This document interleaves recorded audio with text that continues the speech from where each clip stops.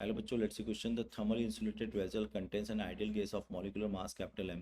The ratio of specific heat is gamma. It is moving with the speed of v, suddenly brought to rest. Assuming no heat is lost surrounding, its temperature increases by.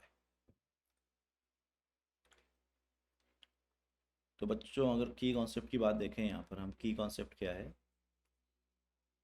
की concept, ठीक है। अब अगर आप देखो कि concept हो जाएगा कि एक्चुअल में ये कोई कंटेनर है, हमारा कंटेनर चल रहा है और कंटेनर चल रहा है, उसको सडनली हम स्टॉप करते हैं। अगर उसको हम सडनली स्टॉप करते हैं तो जो काइनेटिक एनर्जी होगी, है ना, देखो लिख रहा है suddenly brought to rest, assume no heat loss surrounding to the temperature.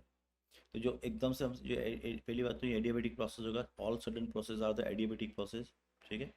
तो एडियाबेटिक प्रोसेस में जो हमारी टोटल काइनेटिक एनर्जी है वो कन्वर्ट हो रही है किसके अंदर, इंटरनल एनर्जी के अंदर। तो हम लिखेंगे that is conversion of kinetic energy into kinetic energy into internal energy of gas, internal energy of gas, internal energy of gas। और प्रोसेस कौन सा हो गया, process is your adiabatic process, adiabatic. तो बच्चों यहाँ से ये बात हमको क्लियर हो गई है, प्रोसेस हमारा एडियाबेटिक है, कंटेनर चल रहा था, तो इसकी काइनेटिक एनर्जी कितनी थी, half of M V square, ये काइनेटिक एनर्जी थी, ठीक है।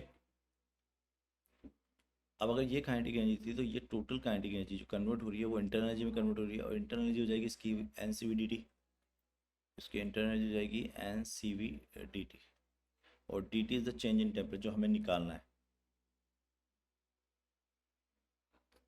ठीक है। इसका मॉलिक्यूलर मास दे रखा है हमको कितना, capital M.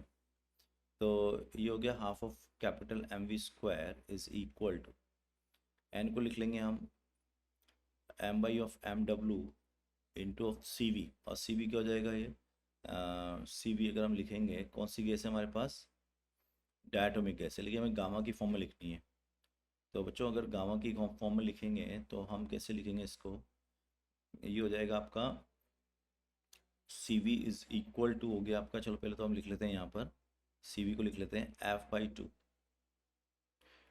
By two of R, ठीक है, इंटू ऑफ टी टी। अब यहाँ से हम जानते हैं जो रिलेशन होता है एफ और गामा के बीच में, वो रिलेशन क्या होता है, वो होता है आपके पास gamma is equal to 1+2/f।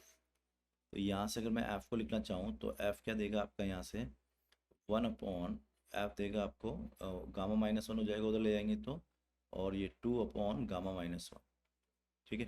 तो इसको यहाँ पुट कर लेंगे तो ये हो गया आपका, एम से तो एम कट जाएगा, तो ये हो गया 1/2 into V square into M W is equal to, F को लिख लिया 2/गामा-1 into of R into of D T.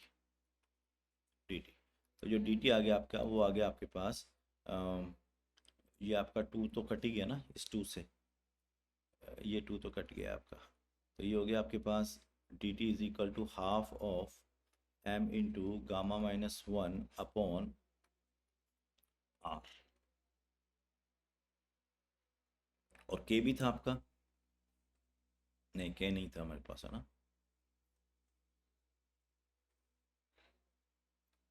चलो आर है, और अब कैपिटल एम है हमारे पास, ठीक है।